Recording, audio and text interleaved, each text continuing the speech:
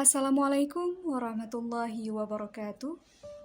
Selamat datang di Desa Kudrang.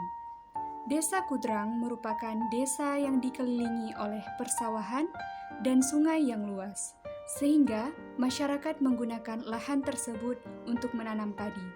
Hal ini sangat bermanfaat bagi masyarakat di desa tersebut. Mata pencaharian di Desa Kudrang adalah bertani, pedagang, dan peternak.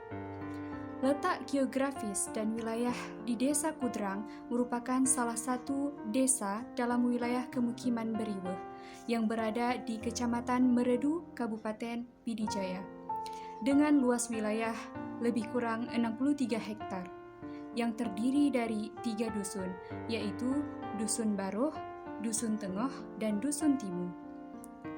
Desa Kudrang terdiri atas 95 kartu keluarga atau KK dan 313 jiwa. Menyangkut dengan keadaan iklim di Desa Kudrang sama halnya dengan desa-desa lainnya.